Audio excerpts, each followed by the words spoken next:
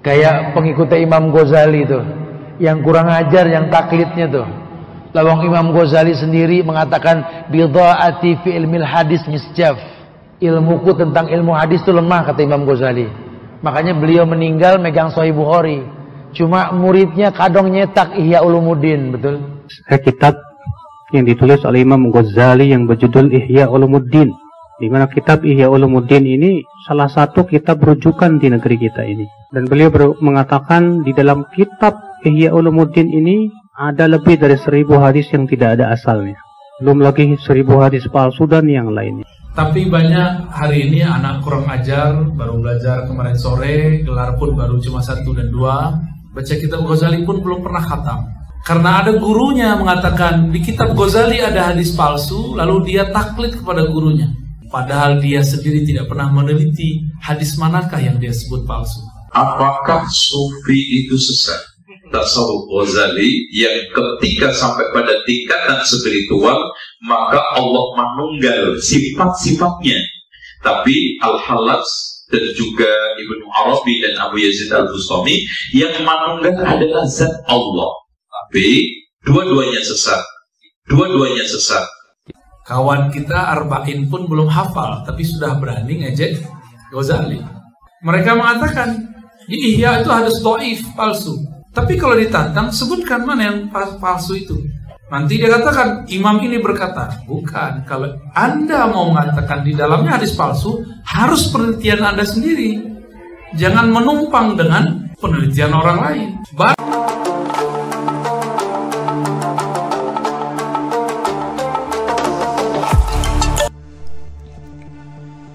Nyata tidak, jika kaum Salafi Wahabi telah lancang menghina bahkan menyesatkan Imam Al-Ghazali.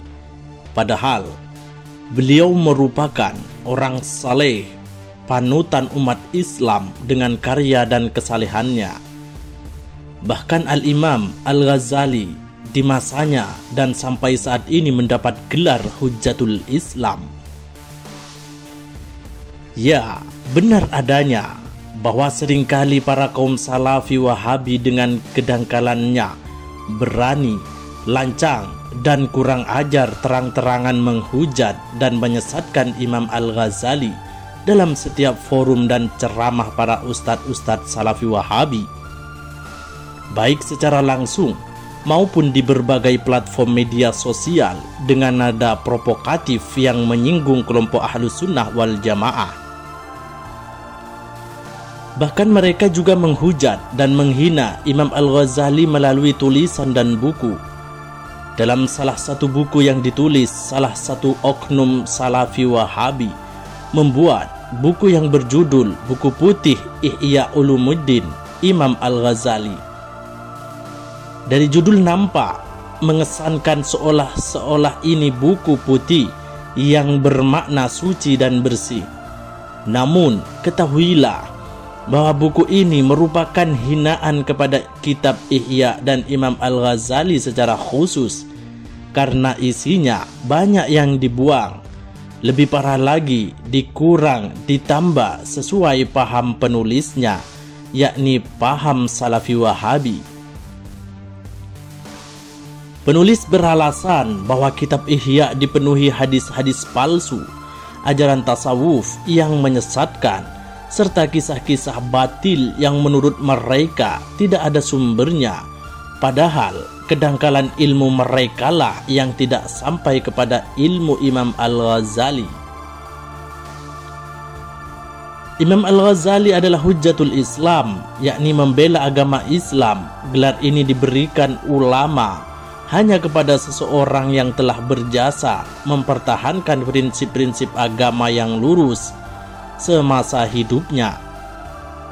Jadi mana mungkin Imam Al-Ghazali memasukkan hadis palsu, ajaran sesat, dan riwayat yang batil dalam kitab-kitabnya.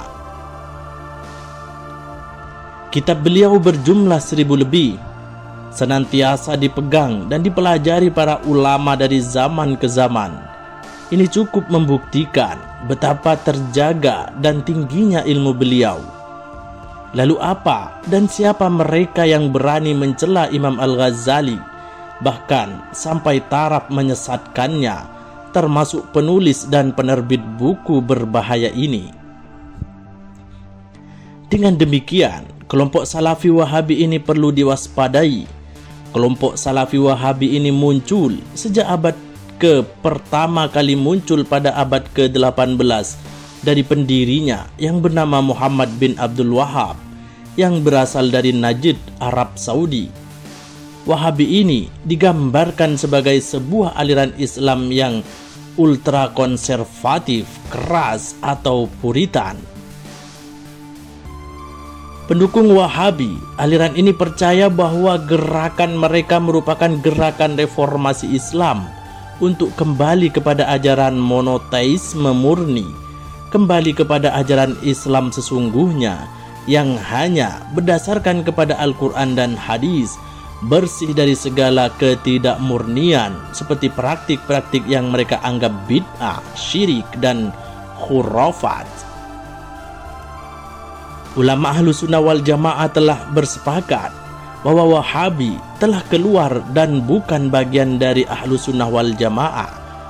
Hal ini dikarenakan paham yang mereka bawa sama sekali tidak mencerminkan sifat dari ajaran Ahlussunnah, melainkan lebih condong seperti Khawarij. Bahkan dalam perjalanannya, banyak sekali sejarah kelam yang ditorehkan oleh sekte Wahabi ini, dari pembunuhan ulama, perempuan, dan anak-anak, menghancurkan situs-situs Islam, dan lain sebagainya. Ajaran mereka sama sekali jauh dari nilai-nilai Islam. Mereka mengkafirkan pengikut Imam Abu Hasan al-Asy'ari dan Abu Mansur al-Maturidi, dua imam aswaja, bahkan juga seringkali menyesat-nyesatkan Imam al-Ghazali. Mereka juga mengkafirkan Sufi dan menganggap tasawuf bukan ajaran Islam. Selain itu, mereka juga sangat anti dengan pendapat imam madhab dan pengikut madhab, serta mudah membid'ah sesatkan amalan yang tidak sahih dan sahih menurut mereka. Di Indonesia sendiri, kelompok Wahabi ini juga sering membikin ulah. Mereka tak segan-segan membid'ahkan amalan orang lain, menuduh sesat, bahkan sampai ada yang mengkafirkan sesama umat Islam lain yang berbeda paham dengan mereka. Oleh karenanya, mereka wajib diwaspadai agar jangan sampai tradisi baik dan ajaran dari ulama-ulama Ahlussunnah wal Jamaah yang sudah sekian lama berjalan di masyarakat tergerus dengan paham Wahabi.